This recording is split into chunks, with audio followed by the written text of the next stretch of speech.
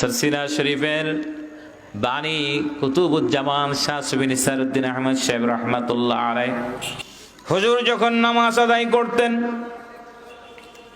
চেহারার দিকে তাকালে দেখা যেত বিভিন্ন কালার হয়ে যায়, কখনো কালো হয়, কখনো নীল হয়, কখনো লাল হয়ে যায়।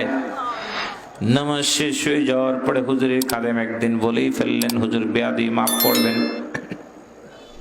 হুজুর আমরা যখন নামাজে দাঁড়াই, হুজুর হঠাৎ করে আপনার চেহারার দিকে যখন চোখ পড়ে যায়, আমরা দেখতে পাই আপনার চেহারার কালার গুলো ভিন্ন কালার হয়ে যায়। কখনো আপনার চেহারা লাল হয়ে যায়, কখনো আপনার চেহারা কালো হয়, কখনো আপনার চেহারা নীল হয়ে যায়। হুজুর এরকম হয় কেন? মেহেরবানি করে আমাদেরকে বলুন। হুজুর খাদেমকে ডাক দিয়ে বলেন, বাবা এই কথা তোমার জেনে কোনো লাভ নাই। হুজুর দীর্ঘদিন পর্যন্ত আপনার পাশে আছি, আপনার খাদেম খেদমত করি, আপনি যদি এই কথা না বলেন তাহলে আপনার সাথে থেকেও তো আমার কোনো লাভ নাই। হুজুর চিন্তা করলেন, কথা তো ঠিক, ও আমার দীর্ঘদিনের সাথী, হঠাৎ যদি আমার কাছ থেকে অভিমান করে চলে যায় তাহলে আমার অনেক সমস্যা হতে পারে। হাত ধরে বললেন, বৎস শোনো, আমার জীবদ্দশায় কোনোদিন এই কথা মানুষের কাছে তুমি বলবে না। আল্লাহু আকবার বলেন। আল্লাহর ওলি নিসারউদ্দিন আহমদ সাহেব রাহমাতুল্লাহ আলাইহি ওই সবককে ডাক দিয়ে বলে, ও বৎস শোনো, আমি যখন যাই নামাজ দাঁড়িয়ে আল্লাহু আকবার বলি, নামাজে দাঁড়ানোর সাথে সাথে আমার সে কথা মনে পড়ে যায়। আমার রাসূল বলেছেন, আনতা আবুদাল্লাহ কাআন্নাকা তারাহু ফাইন লাম তাকুন তারাহু ফাইন্নাহু ইয়ারাক।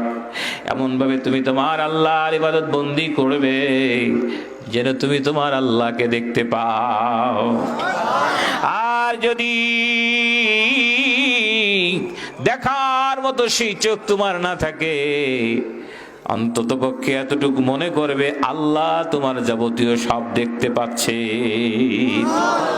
বৎসরে আমার, আমি যখন ওযু করে আসি, নামাজ পড়ার জন্য যাই, নামাজে দাঁড়িয়ে যাই, আমার ভিতরে এমন প্রকম্পন সৃষ্টি হয়, এমন ভয় শুরু হয়ে যায়, না জানি আমার ওযু ঠিক হয়েছে কিনা, না জানি আমার ইস্তেঞ্জা ঠিক মতো হলো কিনা, না জানি আমার পোশাকটা ঠিক আছে কিনা। বৎসরে এই ভয়ের কারণে, কেননা পৃথিবীর সমস্ত রাজাধিরাজ মালিকের সামনে আমি দাঁড়িয়েছি। আল্লাহু আকবার বলেন। পৃথিবীর কোন জাজমেন্টের সামনে দাঁড়ালে লোকটি কর্নিশ করে ভয়ে থরথর করে কাঁপতে থাকে, ওই জাজমেন্ট তার রায় ফাঁসি দেয় না, তাকে খালাস করে ভয়ে, ঠিক কিনা বলেন? তো পৃথিবীর সমস্ত